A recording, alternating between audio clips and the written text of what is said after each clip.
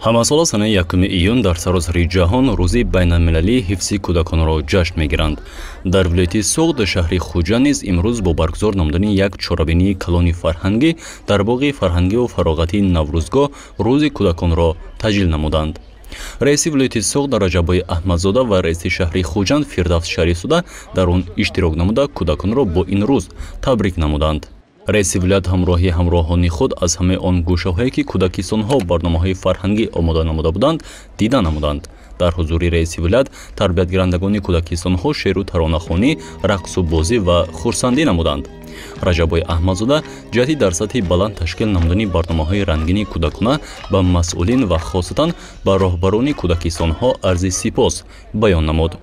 ҳамзамон ба ҳамаи кӯдаконе ки барои таҷлили ин рӯз ба Наврӯзгоҳ ташриф оварда буданд тӯҳфаҳои идона тақдим карда шуд.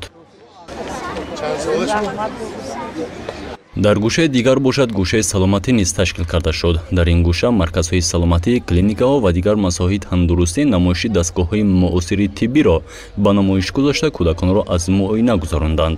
раиси вилоят Раҷаббой Аҳмадзода аз гӯшаи саломатӣ низ боздид намуда бо таибон суҳбат намуд. пас аз боздид аз ҳамаи гӯшаҳои ташкил карда шуда раиси вилоят дар ҳузури иштирокдорон ба сухан баромада таҷлили ин рӯзро муҳим арзёбӣ намуд.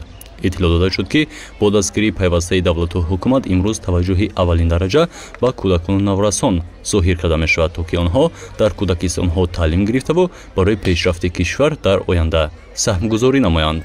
чун анъана дар кишвари азизи мо Тоҷикистони соҳибистиқлол ва дар тамоми кишварҳои ҷаҳон 1 июн ҳамчун рӯзи байналмилалии ҳифзи кӯдакон ҷашн гирифта мешавад.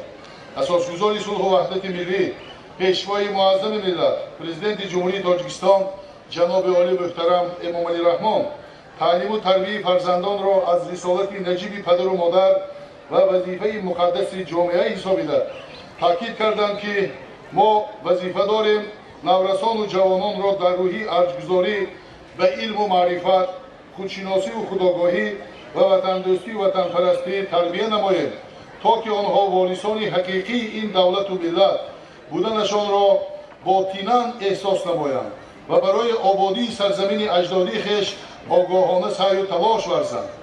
ба ин маънӣ бо шарофати сиёсати оқилона ва хиратмандонаи пешвои муаззами миллат президенти ҷумҳурии Тоҷикистон ҷаноби олӣ муҳтарам Эмомалӣ Раҳмон ҳифзу ҳимояи оила, кӯдак ва волидайн чун меҳвари давлатдории навини тоҷикон маҳсуб ёфта рукни муҳими ҳаёти ҷамъиятӣ ба шумор меравад.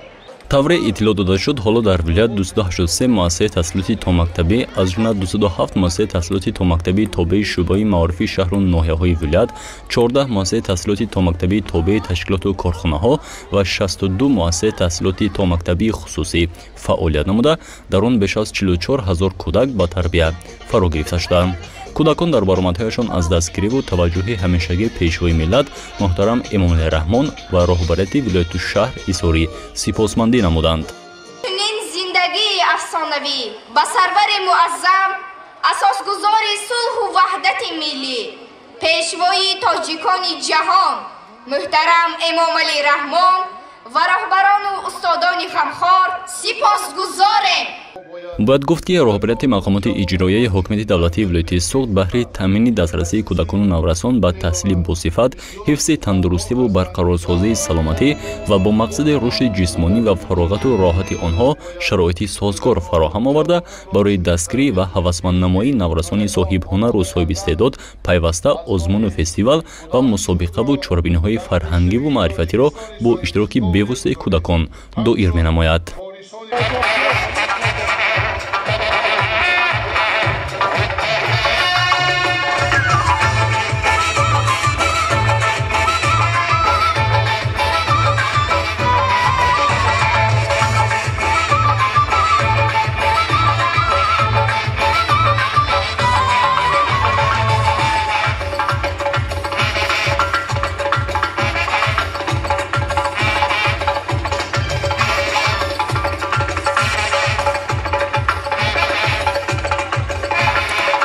пас аз суханонии табрикотӣ аз ҷониби тарбиятгирандагони масоҳаи томактабӣ барои иштирокдорон барномаи рангини фарҳангӣ пешкаш карда шуд.